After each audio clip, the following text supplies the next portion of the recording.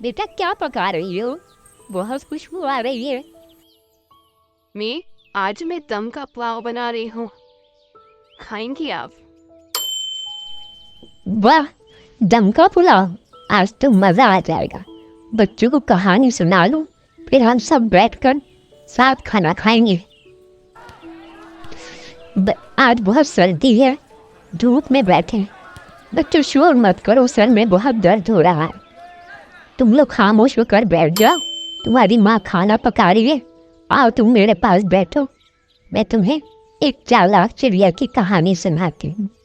ایک چڑیا بہت چالاک تھی، وہ اس کا نام چنچی تھا۔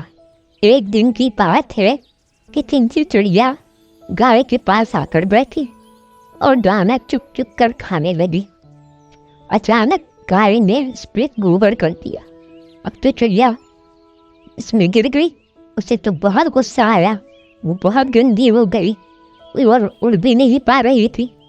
اب کافی دیر پریشان ہونے لگی تو وہاں سے ایک کتا گزر رہا تھا۔ اس نے کتے کو دیکھا اور کہا، بھائی مجھے بچا لو اور مجھے نکال لو۔ کتے نے کہا، میں تجھے نکال تو لوں گا لیکن میری ایک شرط ہے۔ اس نے کہا، کیا؟ کہ میں تجھے نکال کر کھا جاؤں گا۔ چڑیا بڑی چالاک تھی، اس نے سوچا پہلے میں نکل تو جاؤں پھر دیکھوں گی۔ جب کتے نے اسے باہر نکالا اور کھانے کو کہا تو چڑیا کہنے لگی، تو کیسا ہے کہ گندگی میں سے نکال کر مجھے کھائے گا؟ پہلے مجھے صاف کر لے، دھو لے، سکھا لے، پھر مجھے کھانا۔ کتے نے کہا، ہاں ٹھیک ہے۔ اس نے اس کو اسے نل کے پاس لے گیا اور لے جا کر اسے خوب صاف ستھرا کر کے دھوپ میں سکھانے کھڑا کر دیا۔ جب چڑیا سوکھ گئی تو وہ پھر سے اڑ گئی۔ کتے کو تو بڑا غصہ آیا۔ چڑیا نے کہا، پاگل، تو میری بات کو سمجھ ہی نہیں پایا کہ میں سوکھ کر کے تیرے پاس بیٹھوں گی، میں تو پھر سے اڑ جاؤں گی۔ کتا شکل دیکھتا رہ گیا۔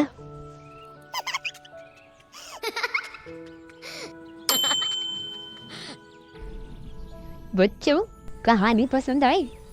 دیکھا چڑیا نے اپنی عقل مندی سے اپنے آپ کو کس طرح بچا لیا۔ اسی طرح ہمیں ہر کام عقل مندی سے کرنا چاہیے۔ بہو، کھانا تیار ہو گیا؟ بہت تھک گئی بیٹھے بیٹھے، اب زیادہ دیر بیٹھا نہیں جا رہا، کھانا لیا۔ بس امی، تھوڑی دیر ہی لگے گی، کھانا دم پر آ رہا ہے، پھر میں کھانا لگاتی ہوں تو ہم سب بیٹھ کے کھانا کھائیں گے۔ تب تک آپ ہاتھ منہ دھو لیں، تو بس میں کھانا لگا رہی ہوں۔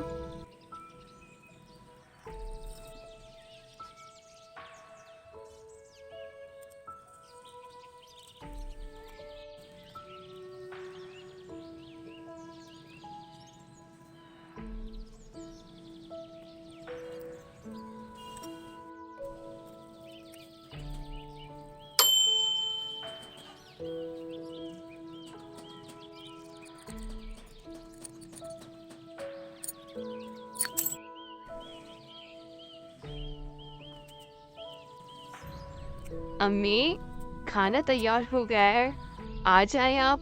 بس میں نے دسترخوان لگا دی ہے تو بس پھر کھانا کھاتے ہیں، آ جائیں جلدی سے۔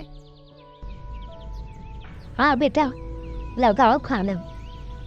کھانے کی تو بہت عمدہ خوشبو آ رہی ہے، لگتا ہے بہت لذیذ ہے آج کا کھانا۔